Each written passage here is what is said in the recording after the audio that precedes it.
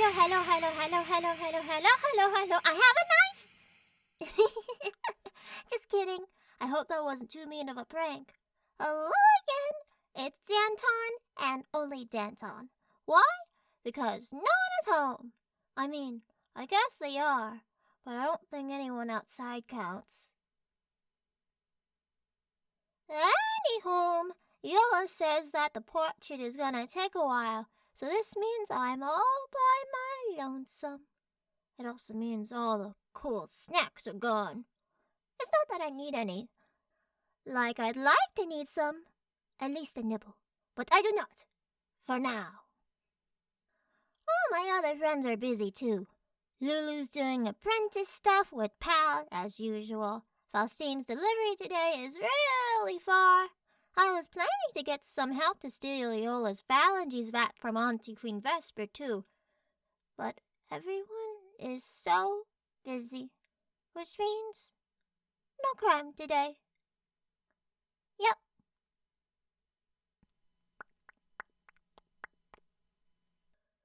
You know, I've been here for a while, even before Iola came back. Long enough for some of the decorations of the room to change too. Like this fancy desk here, that round couch over there in the middle of the room. I kinda like the new couch because it's got a mini desk with a drawer and a phone attached to it. Even that big old portrait of Lady Vesper above the fireplace. It took a while, but Iola fixed up her eyes so they wouldn't follow us around so much when we're in here. It was pretty weird considering she doesn't even have any pupils to begin with. She put up the painting after Iola took this room. 'Cause of that, Iola sleeps in the closet over there. They don't mind, considering it's very spacious. It's a closet with its own closet. Can you believe it? Just enough for the many sweaters. And one t-shirt. I think one of my favorite changes to this house was the ceilings. It's incredibly royal blue with a bunch of stars on it. If you squint real hard, it's like they're twinkling. Similar to actual stars, you can try and touch them, but you'll never reach.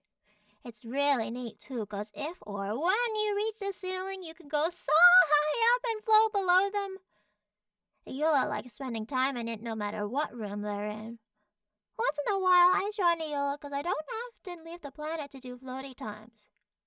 But there are times where I see Iola there, that my inner me tells me to only look at the star ceiling for just a moment and leave them alone. And then I do crimes in the other room. Surprisingly, the carpet doesn't do the floaty thing. Lady Vesper really likes voids as an aesthetic, so I'm glad she left the floor alone. But the one thing she doesn't like that's already a part of this vacation home is that there's a big all-window mosaic of the sun. She hates it. So, short story long, this house is one of many vacation homes in this area made and run by a bunch of merfolk. All the houses are super pretty and you gotta cross a bunch of big old round bridges, specifically bog bridges, and a bunch of stepping stones to get to many of them, including this one. It makes it very hard to leave when the merfolk try and ask to drown you all the time. Well, not all the time. They stop asking when I play this song.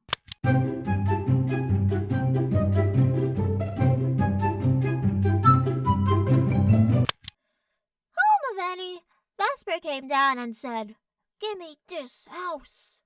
And the merfolk replied, "Can we please drown you instead?" Please. They were very extra polite about requesting to drown her. And like me, well, sort of like me, Auntie Vesper sings a very terrifying song to the merfolk. And when she does, it makes Faustine's crush leave town for about a whole week. She says she doesn't have a crush, but we all know it's Pamina. You didn't hear that. I hope Faustine didn't hear that either. So, then Auntie Vesper made a deal with them. She'll give a personal concert to them every month, and some extra thing I've seen but I couldn't care less about. What was my point again? Oh, a sun window. So, it turns out Lady Vesper's wife said Astro had stay here before Lady Vesper decided to permanently rent this home.